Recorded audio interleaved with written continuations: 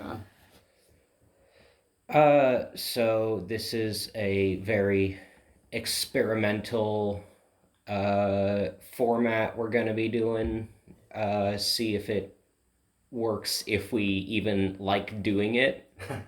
Um, got Austin here. I've got Yeah. my translation of Joachim Meyer's The Art of Combat, or the full title.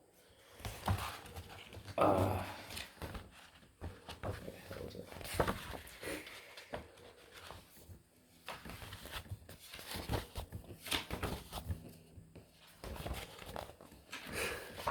Whole introduction. Oh, pendulum. Yes, the full title. A thorough description of the free, knightly, and noble art of combat, with all customary weapons, adorned and presented with many fine and useful illustrations. I'm sure that ran better in the German. Yeah, and in 1570. Oh yeah. So we got here a dedicatory preface about. I think this was it's about 3 pages long. It's basically a letter from Joachim to his patron, the illustrious highborn prince and Lord Johann Casimir, Count Palatine of the Rhine, Duke in Bavaria, my gracious prince and lord. Basically, 3 pages of yeah, Wow, you did a good job hiring me to talk about swords. That's literally the first sentence. All those titles. Jeez. Okay. Yeah, rich and powerful people in the medieval period hit different. Now they all shave their heads and live in California. It was the art of patronage, right? Yeah. Did that start in the Renaissance, or was that earlier? I think I mean it goes all the way back to the Roman Empire, actually. Oh, really? Like their whole society was set up around it. Cool. I did not know that. Yeah, you had. I suppose it makes sense with gladiators, but I didn't know much beyond that. Yeah, they did it for everything too. Yeah. Like, you had citizens, and then you had patrons, and then you had everybody else. Oh, I guess that does make sense. You had your plebeians, your patrons, plebeians, citizens, and patrons. Civilis, patron. Mm. Yeah. So we're not gonna read through the dedicatory preface at all, because that's just 3 pages of thanks for hiring me, bro. Yeah. Probably very unctuous too. Yeah. So I guess we'll start with probably not even the foreword to the reader. It's just an explanation of what's going to be in the book. Basically, what he considers to be swordsmanship. Well, what he considers to be combat. I think most of his interpretation of combat comes from, honestly, competition in period. So like duels and such, or tourneys? Yeah. In fact, his if you were to look at all the illustrations, like this is like a classroom setting. Let me just camera. Yeah. Okay. Yeah, I suppose not many battles take place on tiled floors. Yeah, no. Yeah, this like all that is just illustrations of like the buildings where he did his classes. Okay. And there was there were like tournaments at the time that he was alive, and one of the telling things of that is that he discourages use of the thrust because they did not have the level of protective gear that we have now, so it was just not safe. Interesting that Hemo reflects that. But yeah, like now we have gear that's like rated to 350 and 800 newtons against punctures in case stuff like the sword breaking. They also didn't have plastic, so they couldn't make it blunt, really. Yeah. As easily. Like the most they had was wood.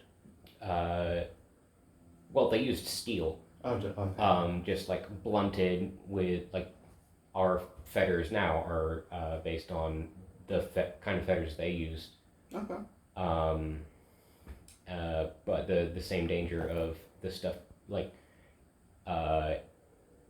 our steel just is better than theirs. So if you went for a thrust and it broke, well, now you were running somebody through.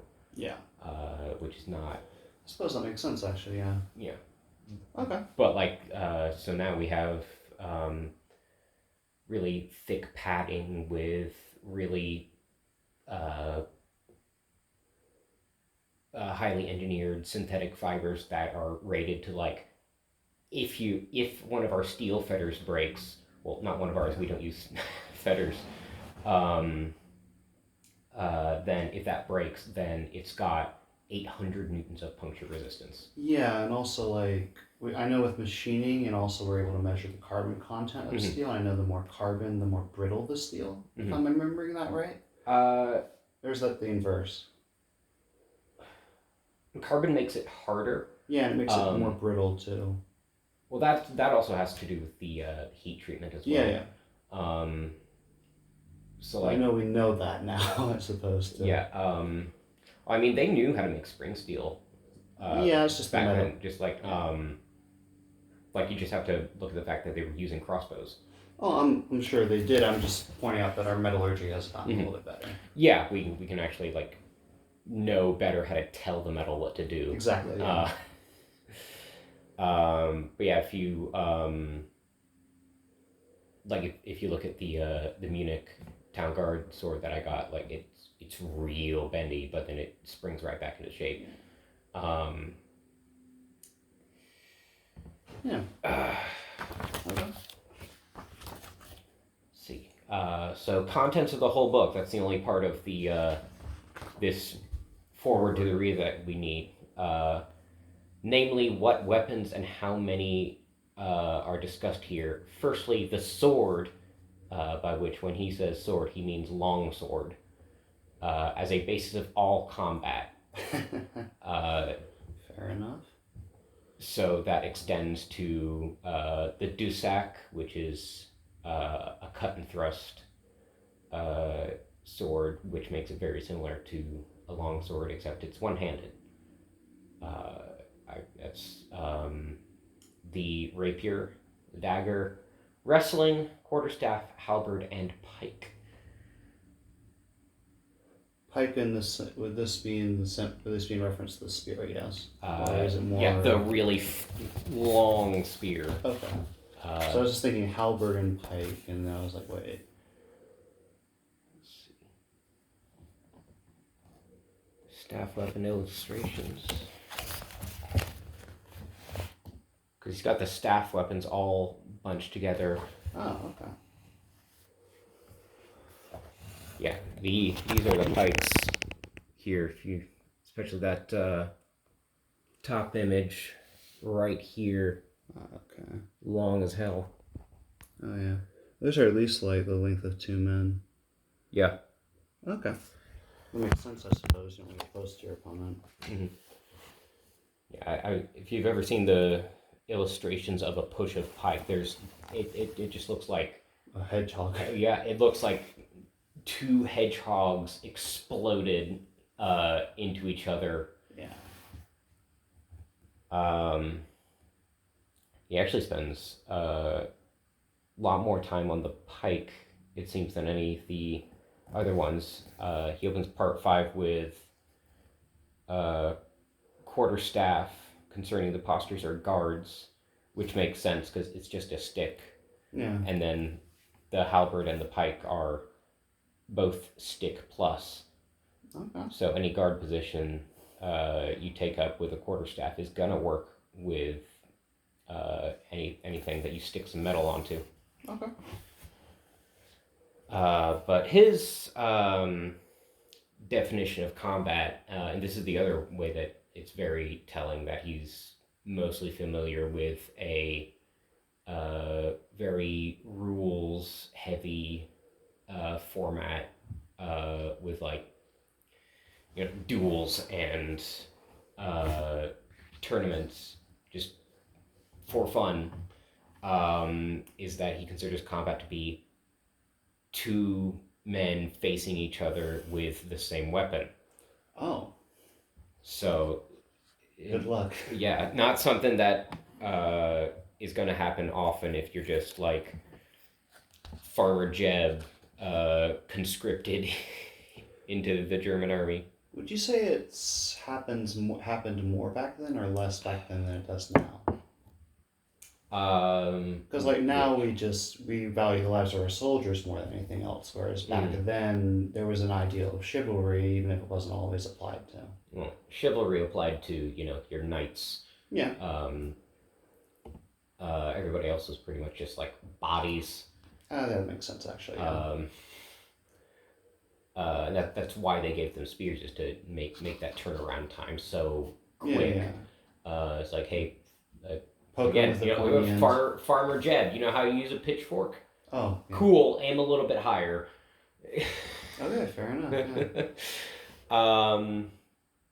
Yeah, Spear's the king of the battlefield, not because it's like a hugely effective weapon that like has a ton of utility and is ready for any situation. It's because you can churn out spearmen.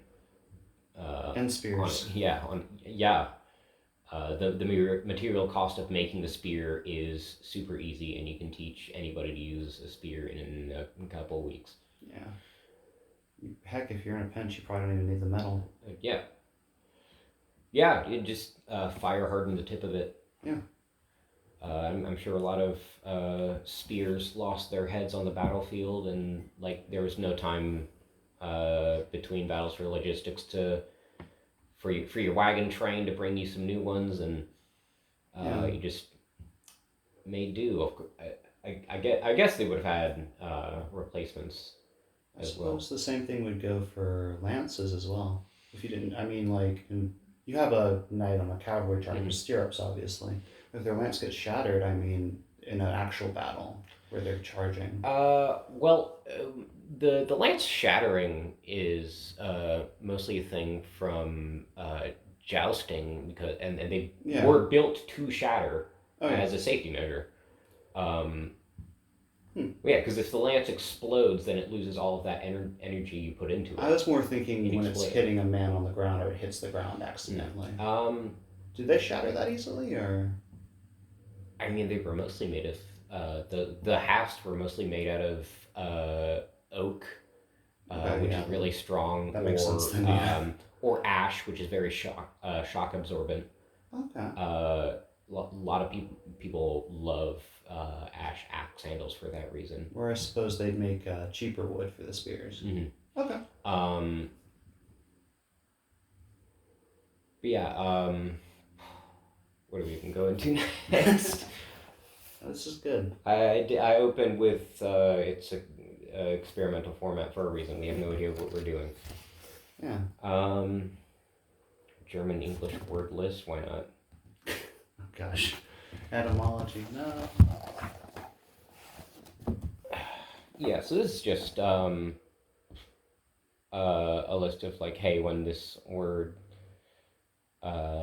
This list is intended to locate key Fechtkunst terms. Note that Meyer's spelling does not always correspond to standard modern German, which could either be it's been 450 years, or it could be Meyer was not very good at spelling. Yeah, probably a little bit of both. It wasn't standardized until the dictionary came around. That's true. So So yeah, it's just a bunch of terms all the way in the back. 2 pages worth of translations for certain terms.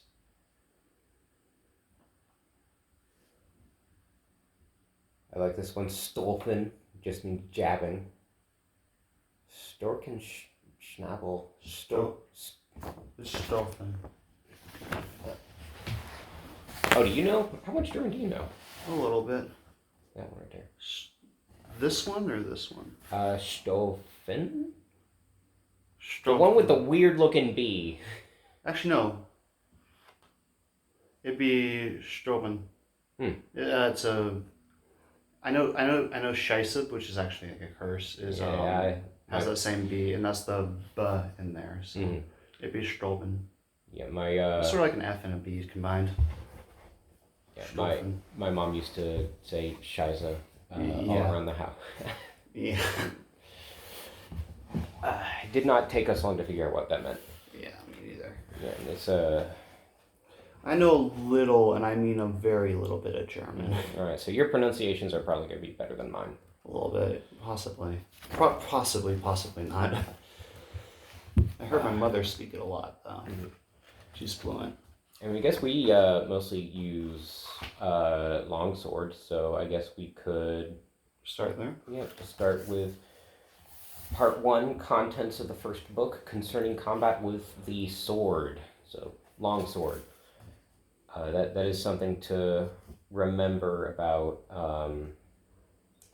period sources, is that they weren't really differentiating what kind of sword there was they were talking about. Yeah. Like, this is like right in the, I think, beginning of the Renaissance. So like sword diversity, that concept was a very new thing. Oh. What do you attribute that to? I mean, we call, for example, the rapier is called that because it's derived from espada ropera, which means your clothes sword. The sword you wear when you are just wearing clothes, as opposed to an arming sword, which you wore when you went to arms. Espada armada. Mm-hmm. Yeah, so like you had your sword that you took with you on campaign because it was like really cheaply made, but like robust. Like it was probably not going to break, but if it did, you could just grab one just like it off the cart. You didn't care about it. Like just like in a modern military, your M4A1, there's thousands of them exactly like it. It doesn't matter. Yeah. Or like an AK-47. Yeah. You can drive things through mud and it just won't break. Yeah, but like that's something that the military handed off to you so that you could fight with it. Yeah. Rather than one that you keep at home and brought with you, just walking around. Which was much nicer and fancier and cost you a lot of money, and you didn't want it to get messed up in a battle.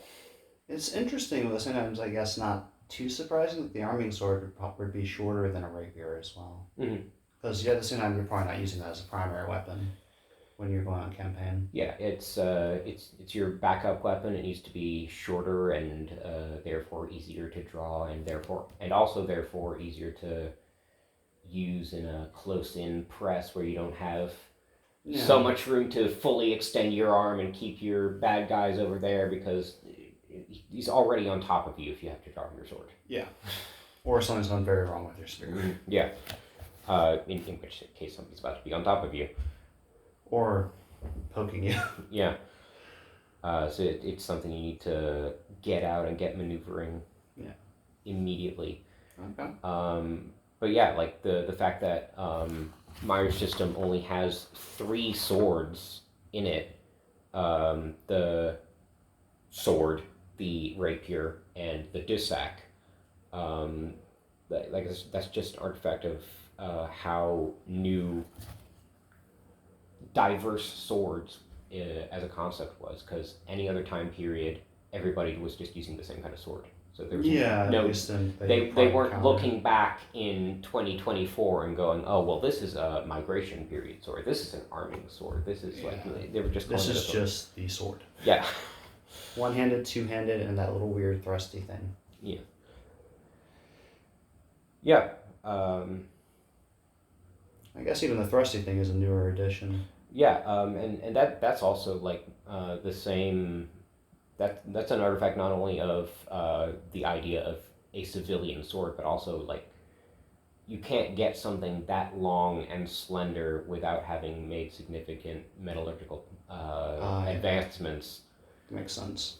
Like has to be stronger. Yeah, and then for more flexible. That's why great swords also, like the misconceptions people have about them being like crude and clunky, you can't get them back that big without being highly sophisticated in the way you know how to manipulate metal. Which is kind of funny because I feel like any Dark Souls fan just knows it's just a block of metal. Yeah. Dark Souls is... We probably have a whole podcast just on that. Okay, probably. Part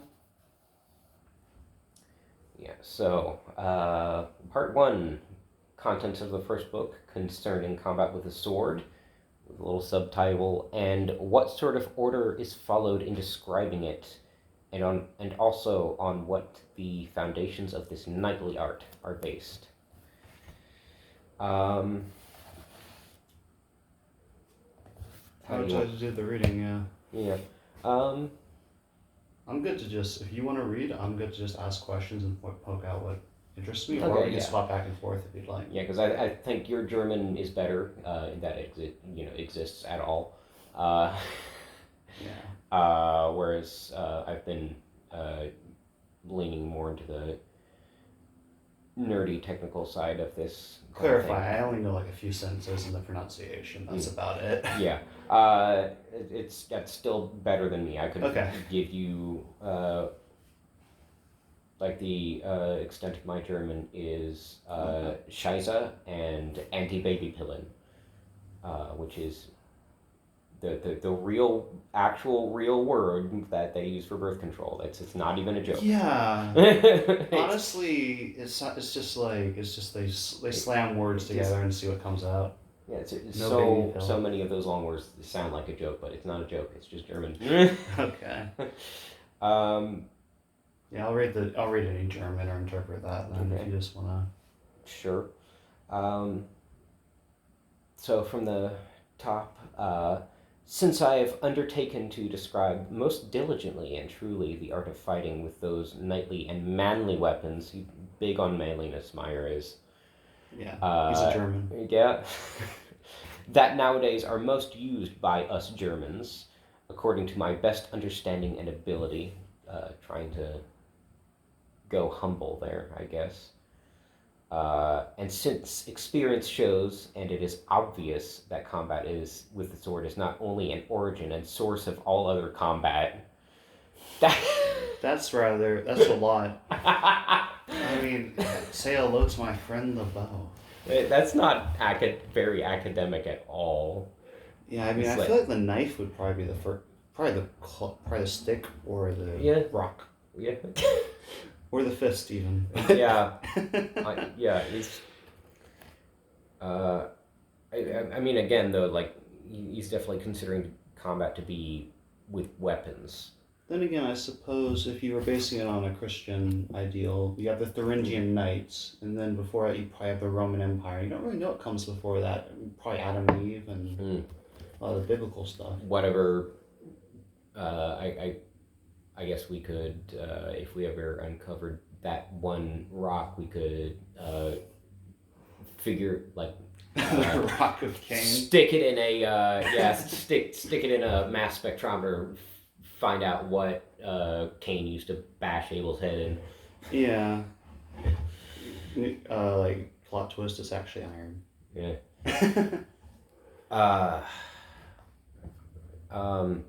But it is also the most artful and manliest, there's that manliness obsession again, above all other weapons. Therefore, I have thought it necessary and good to begin with this weapon, and to discuss it very briefly but clearly in a manner such as is done with all other arts and practices. Okay. Very briefly but clearly, after saying all of that. Was that one sentence? That was in fact one sentence. Oh my god, he's such a German. Again,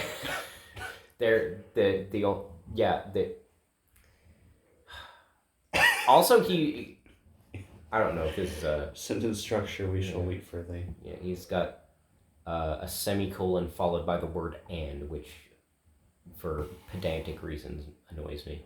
Yeah, I can see that. The semicolon should be like replacing words like and or. Yeah. Or therefore. At least it didn't have thus. I feel like semicolon thus. Just be like disgusting. Firstly, to show the vocabulary and manner of speaking that pertain to it, which have been invented by the masters of this art with particular diligence, so that one may learn and grasp the secret and genius of it with more promptly and rapidly. And of course, when he says the masters, he's mostly talking about Lichtenauer and everybody else who followed Lichtenauer's traditions, because Meyer is in fact a Lichtenauer lineage source. Was that his way of saying that essentially he's just going to explain to you how the vocabulary works? Pretty much, yeah. That was very roundabout. Yeah, briefly but clearly. Yeah. Next, to explain and interpret this vocabulary so that everyone may properly understand what it is meant by this manner of speaking. Then thirdly, to present the practice of the art itself and how it shall be carried out in the work from the cuts and postures that I will have explained. Okay. This is not only so that the youths who wish to dedicate themselves to this art will not be made confused and given reason to scorn this art because of words that are unfamiliar to them. It's like, basically, we would now call that accessibility. Yeah. Just like the more esoteric things seem like this is honestly where a lot of science denial comes from, is just like the vocabulary used in science is just so dense and like what the heck does this mean? Yeah, how do I interpret it? And even a lot of the time, like scientific jargon uses colloquial terms that mean something similar but different enough to be confusing to the colloquial meaning of the word. Like the most obvious one is theory. Most people, when they say that in everyday sentence, is guess.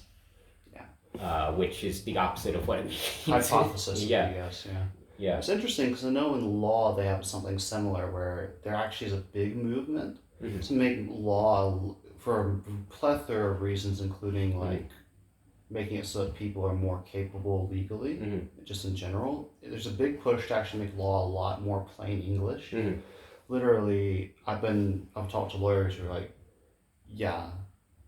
it's called the plain English movement, if I remember it right. And it's actually really interesting because they're like, all this is really convoluted. Yeah. I mean, that's, it's actually very telling because, like, at the time when a lot of the American law started getting written, that was plain English. Like, that's the way people were talking at the time, but we don't talk like that anymore, and it's just a matter of convention of, like, oh, this is how laws are written, so we're going to keep writing them like But there's also, like, you can start getting into, like, if you really want to be a pompous lawyer, you can, like, insert a lot of different, like, Greek and Latin. And, like, just a bunch of different, like, citations. You can make it really confusing if you want to. I still have to... That's discouraged now. Yeah, I still have to look up exactly what habeas corpus means every time I hear the term. Because I haven't memorized it. It's essentially the right to have your, to not have your body autonomy taken from you for unreasonable. It's like unreasonable search and seizure, but for your body and yourself. Okay. That's my understanding, at least. Like, you can't be imprisoned for too long. You can't have your body kept away from your family if you die. That sort of thing. That I might not legal advice. Yeah. But yeah. I know the literal translation of it is just having the body. Yeah. Pretty much. Yeah, actually, maybe. I think it would mean, in Latin, it would mean body of the haver. This habeas, as is or had, because habeas is a noun and it's a subject noun. It's as, not us. Yeah, habeas. Okay. But then corpus is also a subject noun, so that's interesting. Yeah.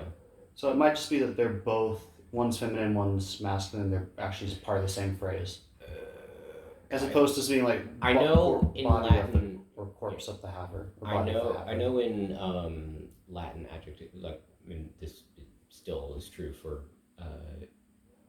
all its descendant languages, is adjectives come before the noun.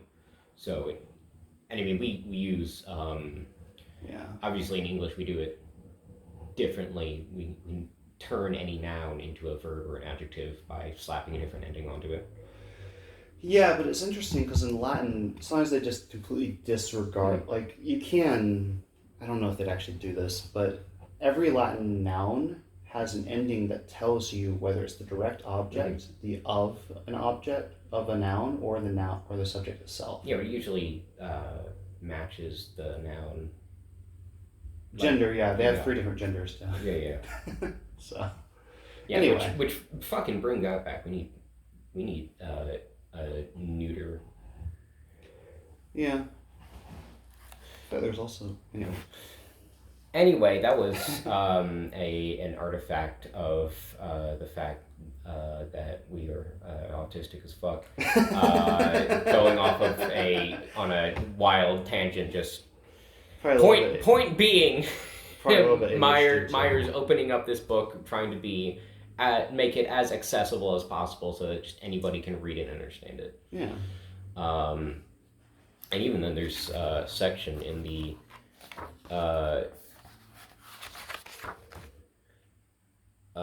in the introductions, like outside of Meyer's actual content, like written by the translators, where like, here's how to interpret Meyer, because like it is, again, this is a 450-year-old book.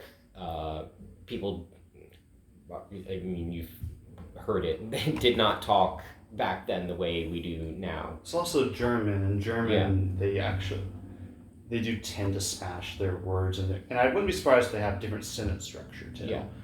So not only is this a language barrier, it's a time barrier. Yeah. So it's 2 layers of translation. And it's translation, essentially. Also a culture barrier, because he would prefer and value very different things that would seem just like, wait, why is he mentioning manliness? Yeah. Like, why is he making a point of saying manly? Yeah.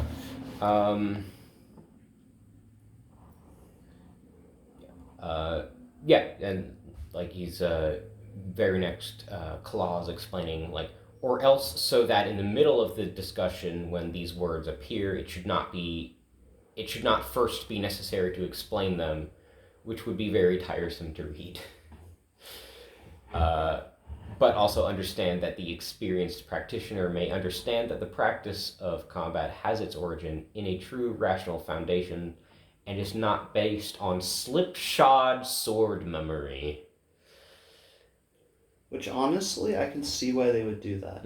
Like, why he would make a point of that, because I'm sure you just need to look no further than anime to see that that's a thing now. For there is a very big difference between such memory and combat, and indeed the knightly art of combat has always been held in great esteem by all widely experienced soldiers, especially the Romans, while street mummers are taken to the most worthless and useless folk in the world. Ah, yes, the Romans, famed for their knights. I'm sure, honestly, knight was, like, considering the use of knights, it was probably just anybody wearing a good chunk of armor who was trained for a long period of time, which was all Roman soldiers. That's fair, yeah. Did you mention, I might be misremembering this, did you mention earlier that he didn't like the Italians?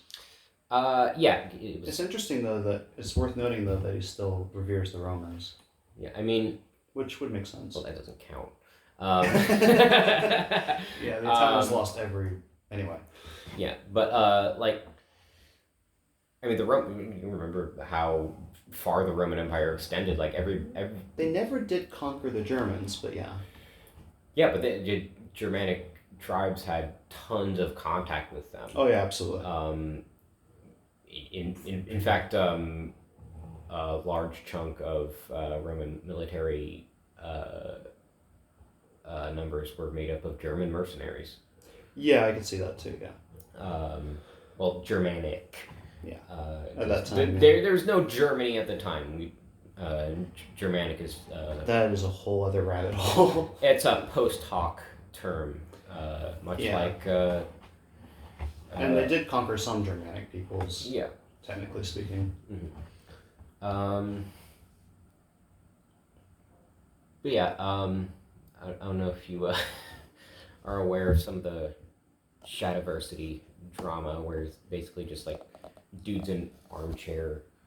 I've heard a little bit about that. Let's not get too controversial. The sellsword arts videos around this topic are so funny. Yeah. Those comment sections are a mess too. Oh yeah, like he recently came out with... Anyway, let's not get into too much drama. Yeah, if and anybody who's watching this is probably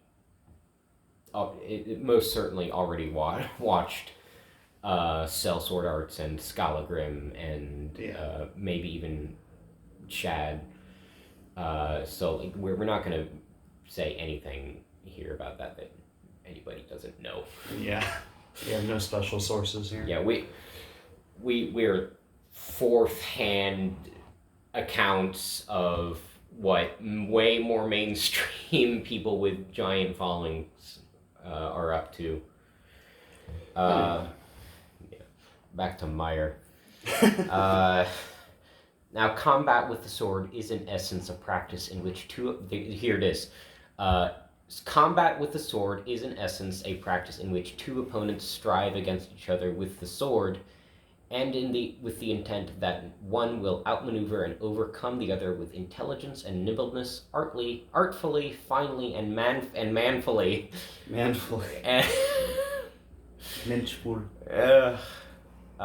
With cuts and other handwork, so that if it were necessary, in earnest cases, through such practice, one may be more quick and skillful and more judicious for the protection of his body. So he is making the case for this book as like a self-defense. Yeah. As well. Yeah, and also I would be curious to see what word he used for judicious, because he might be referring to how to even yield ground. Like what I mean by that is how to lessen injury as opposed to avoid it altogether. Like if you have to take an injury, how to take a milder one as well. I'm not sure if that will be reflected in the rest of the book, but judicious might mean like more evenly taking injuries as opposed to like your judgment. Yeah, exactly.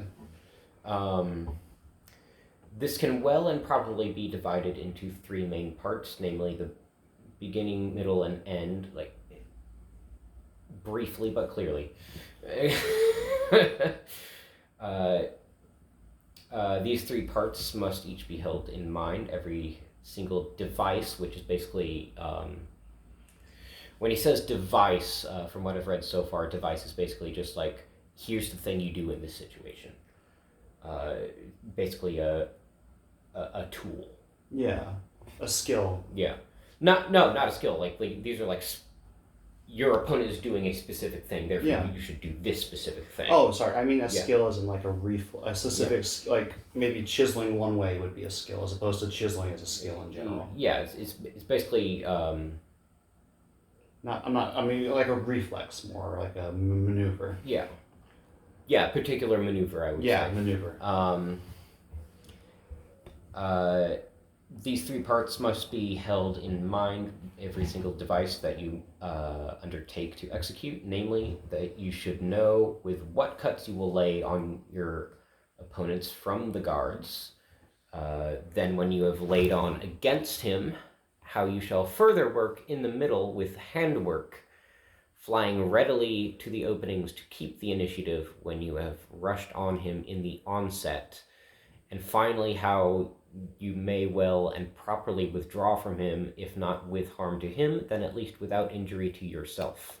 So yeah, what he's talking about there is essentially reading your opponent and acting accordingly to be able to injure them without getting injured, and anticipating what they're going to do in the next second or in the moment they attack, attacking either before or in congruity with that to not hurt, right? Yeah, and there are a ton of single time counters in the German system where you are trying to ruin what he's doing while at the same time hitting him. Yeah, and there are only so many. There are a lot, but there are only so many maneuvers you can do from any one guard position, and all guard positions have pros and cons of what you can and can't do, and how much strength or direction you put behind an attack. Yeah, and to be fair, like, there are only so many, but there are a lot. A lot, yeah. Yeah, like... But there are also more popular ones than others. Some that are easier to do than others. Like, from Wrathguard, you can, like, even though it's so wound up and behind your back, and, like, the most obvious thing to do with that is go into a Wrath cut. That's why they're both called Wrath. Yeah.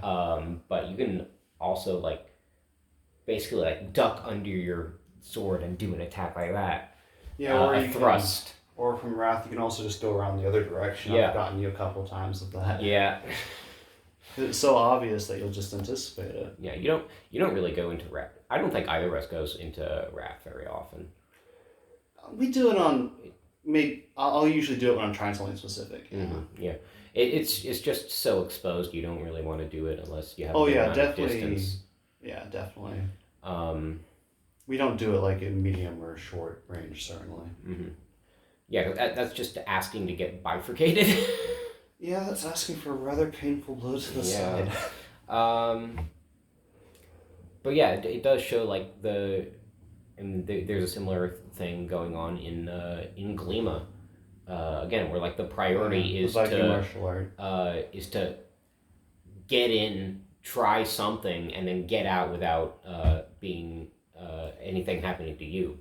Yeah, and it's actually interesting because that is actually a great. Now I'm thinking about it, like going through the words in my head even more so. That's really the perfect explanation of combat, like a nutshell. I'd probably include footwork, but beyond that, I mean hand maneuver while you're moving, maintaining your form while you're moving, striking, and then retreating. That's basically what it's all about, and anticipating when to strike and how. Yeah, I mean, and yeah. Yeah, so and basically all of these steps, this beginning, middle, and end,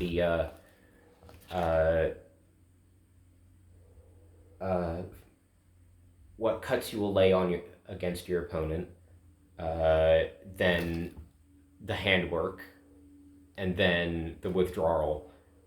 That should be like maybe 5 seconds. I'll probably say less. Yeah. Like, because you can do a sword really fast. Like, if you're doing one cut, like if you know what you're doing, and I could probably pull this off in optimal, but not against an opponent, you can do 3 strokes in about 1.5 seconds. Well, I mean, not against an opponent. Yeah. In this case, like it's talking about like you throw an attack, he parries you, and then you do your handwork to get around that parry. Oh. That's probably like 5 seconds tops. I'd say 2, 3. I mean, because a lot of it's reflex. Yeah, we would have to look back at some of our videos with more complex handwork. Yeah.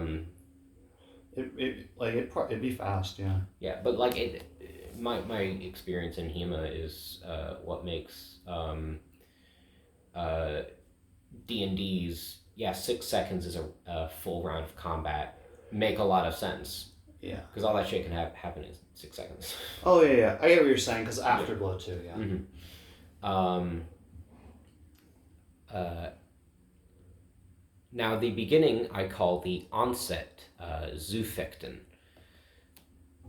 Let me see. Zufechten. Zufechten.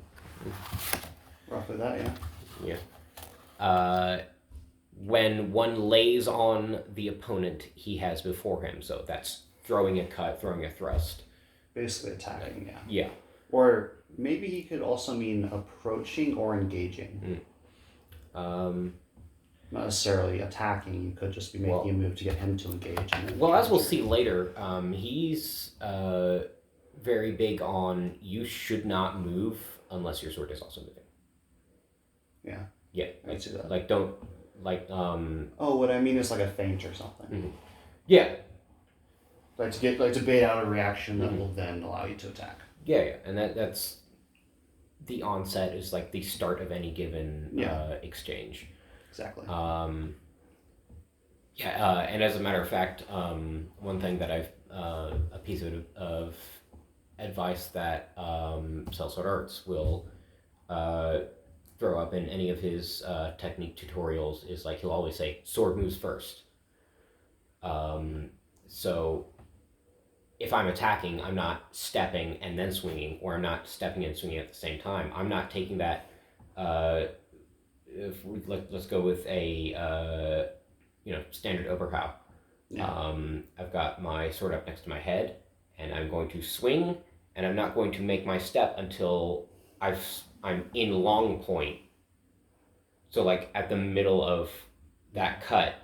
So you have to deal with my sword coming after you before you can deal with the fact that I'm moving. That's interesting, because I remember I'd always do it. I'd always thrust, and then I'd leave it too late to step. So my fencing instructor counter that. He told me the exact opposite, and it was probably to counter my more egregious error of probably thrusting and then waiting like a second or a second and a half and then stepping. Yeah, so it should be it's in the middle of your attack, not after your attack, but like during your attack. That makes sense. Like you start moving your sword, then you step, and you finish moving your sword. Okay. Because I remember I'd always give away the game, like by throwing my sword up before I could step, and I'd always miss. Mm-hmm. But it's interesting. This is also longsword.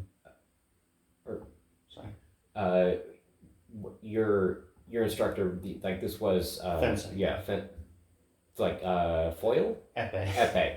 Definitely very different. And so that's an all thrust. Oh yeah, that's actually a very good point. Yeah. Yeah. So because it's all thrust, then all those movements are so much I remember my that's a very good point. Guy I learned rapier from, which is precursor to small sword, which is what it's a lot more cutting. Yeah. Rapier turns into epee, and epee and small sword, which turns into what most people think of when they think of fencing. It's all thrust, it's so fast and light that, and just extending your arm is considered an attack, because that's all you need to do any kind of damage. Yeah. Okay. Sorry, I was thinking of the saber for a second. Yeah. That's why I said cutting. I was like, wait, I'm not getting something here. Okay, that makes more sense. Sorry. Yeah. I mean, even fencing saber is nothing like military saber. Oh yeah, definitely not. Just because that thing is so light, it's not designed if you sharpened a fencing saber, it would not do the job of a military saber. It would just be too light. I just remember seeing them do different angles. It was very different from how Epee did at my fencing place. Anyway. Yeah. The middle I call the secondary work or handwork. German word.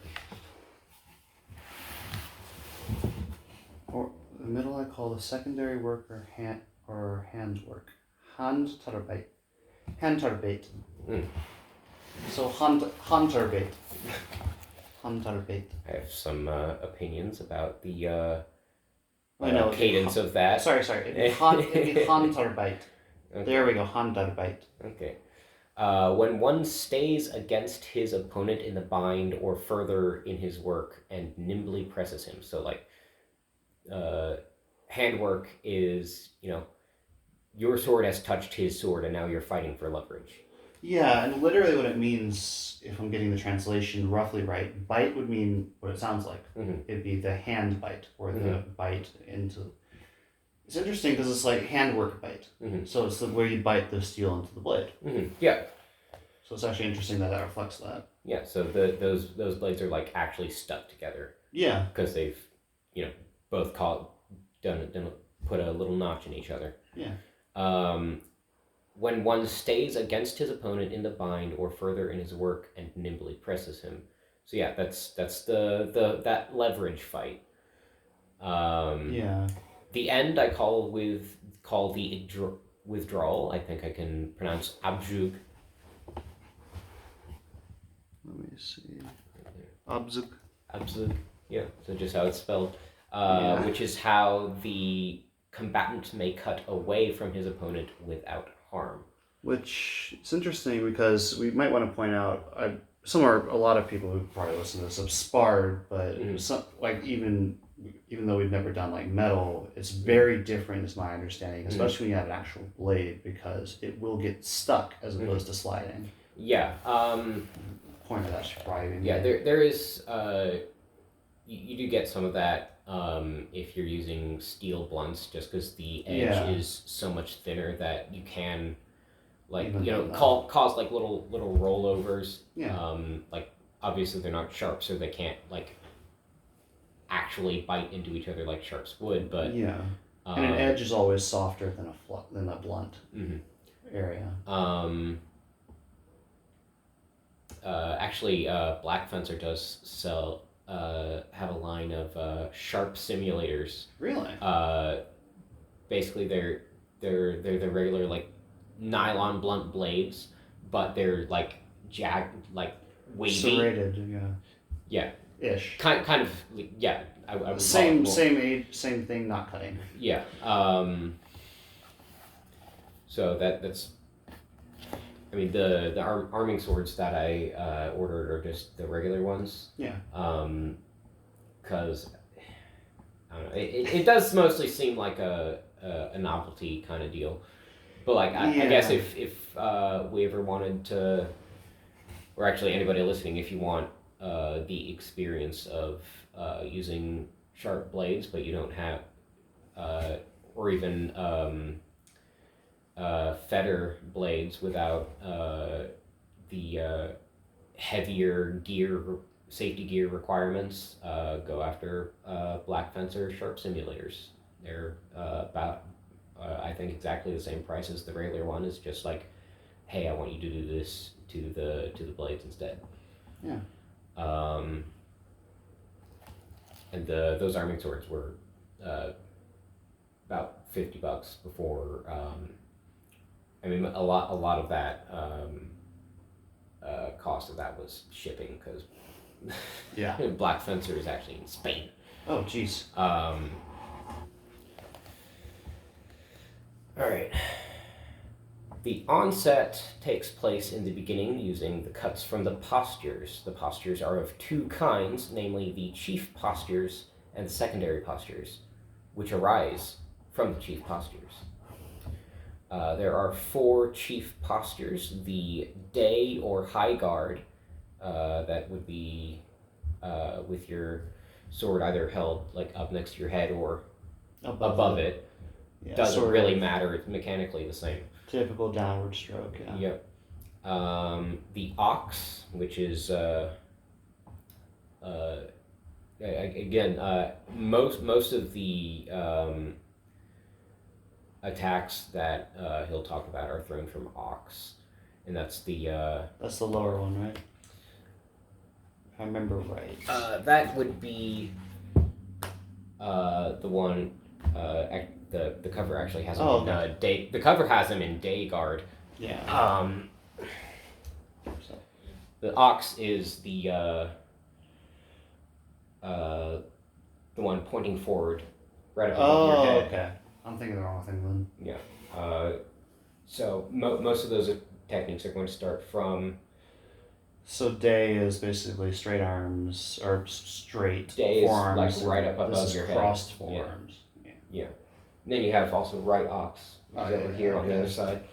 Yeah, so that's a more forward facing, and day the sword faces back. Yep. Okay. And then there's the Fool, which that's basically the low down one, where your sword is pointing diagonally down towards the ground. Hands should be round about hip height. Yeah. Then there's the one I was thinking of, which is this one, right? No. I think that's Fool's Guard on the right. Okay.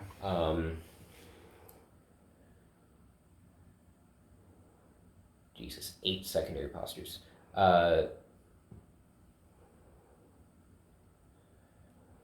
Actually, how about you read these out and point the camera at me? Sure. So I can show them. Where is this? Wait, you didn't do the plow. Well, let's do the plow roll. I want to. Let's start. I want to actually demonstrate these. Okay. All right. Okay, zoomed out, and okay. There are 4 chief postures: the day or high guard. I actually have a sword in the other room. Do you want me to grab it? Oh yeah, that would be fucking wonderful, actually. Yeah. I just thought about that. Makes more sense than anything else. Yeah.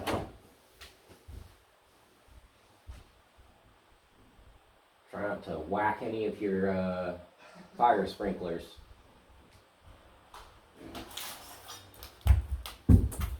Oh yeah, this thing. Yeah.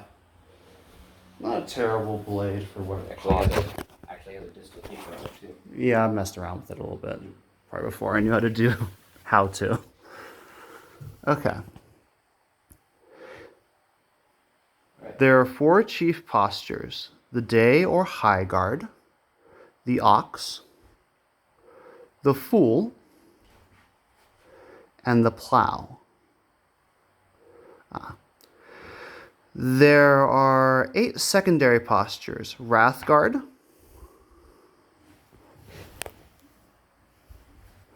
breaking or break window. I have no idea. Okay. Long point, that one I do know. Yeah, long point is just the one that everybody knows. Yeah.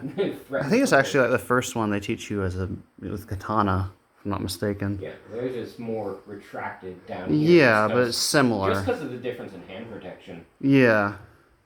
Crossed guard.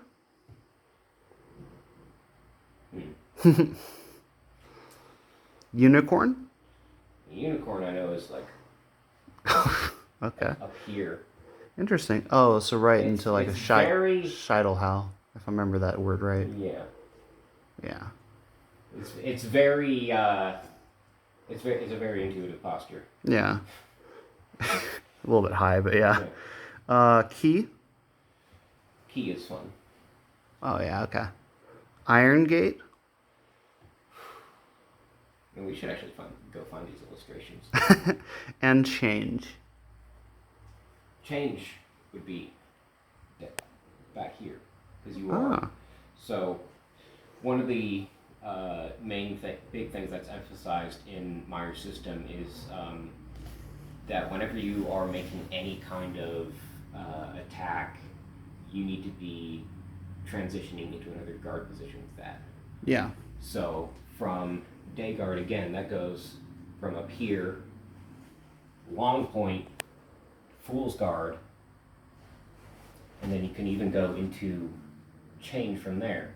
Yeah. Because you are changing into your next cut from the other side. Interesting. Sort of see the hints of saber in there, at least Polish saber, some of it. And of course, I think Dusak, which is, I think, the fourth section. No, it's the second section. Yeah, second. Is pretty much the ancestor of saber, messer, everything. Every one-handed sword after this period. Okay, let's finish up this because we've actually been going for about an hour now. Oh, okay. Yeah. We'll get to chapter 1 of part 1, I guess. Lord help us. I guess next time we can go over the postures again after I've looked at them. Yeah.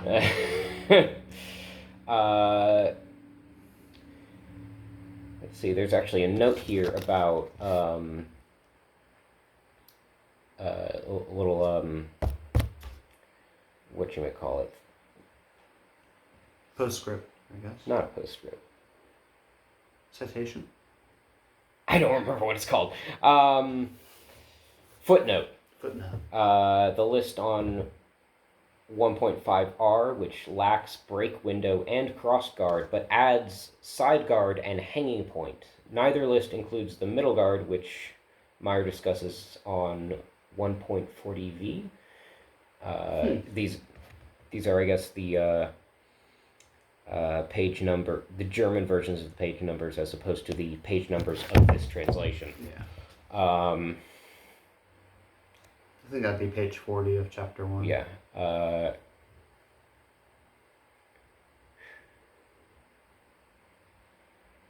Hanging point is a guard that's still used for saber. It's the one I keep usually default to. Oh, yeah. All right. Now, there are two kinds of cuts with the sword, which are commonly called the straight and reversed cuts. The first are called the chief or principal cuts, from which all other cuts have their origin. And there are 4 of these: high, low, middle, and wrath cut. The others are called secondary or derivative cuts, of which there are 12, namely... namely... squinting, crooked, short, clashing, rebound, single and double rebound, blind, winding, crown, wrist, plunge, change cut, etc. I don't know most of those. I don't know either. I guess this is why we're also reading. Yep, fair enough. From both of these are selected the true master cuts. Oh, we do know those. Which are so named because all masterful and artful techniques with the sword are conceived, carried out, and completed with them, namely wrath, crooked, thwart, squinter, and scalp cut. You will find many of those are not translated a lot of the time, such as Jornhau or Shadowhau, etc., etc. Yeah. In this case, they are, though. Yeah.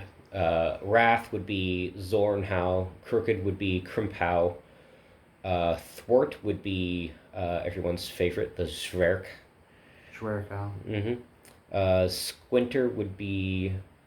Shyster? That would be Schielhau. Schielhau. Yep, and then scalp cut would be Scheitelhau. Scheitel. Okay. Always like that one. Yeah. Probably because it sounds a lot like Scheisse. Yeah, or Scheitel. I will clearly set forth in their descriptions when I come to the onset and speak of the cuts. The secondary work, or handwork, in the middle embodies the greatest art and skill that can take place in combat. I can see that. Yeah, because that's the complicated bits. It's easy to go into the onset that you just have to throw your attack, but the handwork is for, it's not just going to go the way you want it to. It's very reflexive as well. You have to train it. Yeah. For it not only teaches one how one shall use the sword to bind, wind, change, deceive, chase, slice, double and to run off. He uses double in a very different way than we talk about. Double. So he's going to use double in a very different way than we talk about in terms of scoring. I wonder. I actually am not familiar with that usage of the word. Yeah. So run off is basically just like getting the fuck out of there. Yeah. I think. We're going to read later parts of it next time. Or in what way one shall strike around, sling, slide, set off, pull, and jerk, block, wrestle, run in, cast, and crowd after. But it also includes the openings, which must be understood through the division of the combatant and his sword. Furthermore, the correct standing and stepping is also pertinent to this, which I shall also discuss in its place. Absolutely. If your feet aren't right, nothing else is. Yeah, and Zwerkau is the one that particularly comes to mind as like you need to be stepping with like it. Yeah. Like if you're not stepping offline with your Zwerkau, it doesn't matter how well you move your hands. You're probably still going to get hit in the shoulder or somewhere. Which is better than your head, but you still lost that fight. Yeah. The withdrawal at the end arises from the middle and has great use in the practice. Therefore, at the end of every device, again, that's particular techniques for particular situations is what he means by device. I shall explain in good order the withdrawal appropriate to it, and all this shall be fully discussed in the first part of this treatise on the combat with the sword. Now, in the second part, I shall explain more fully and sufficiently about master devices and what is useful for greater agility with this weapon, so that this book might be useful both for beginning students and also for those more experienced in this art. Yeah. And I have thought it worth writing this introduction so that this book. This is an introduction. Yeah. So that this book may be that much easier for everyone to understand, and so that they will be able to find their way in it, having first learnt in what order I shall present this knightly art. Therefore, in this first chapter, I shall give instruction concerning the division of the combatant, and show how he is divided up into 4 quarters, as it is extremely useful to speak of it at the beginning. And then the next page has chapter 1. Huh. Well, that's what we should call the video. Yeah. This was an introduction. Yeah. hour and some video. Hour 7, yeah. Okay, that was good. Yeah. See y'all later. We'll figure out an outro.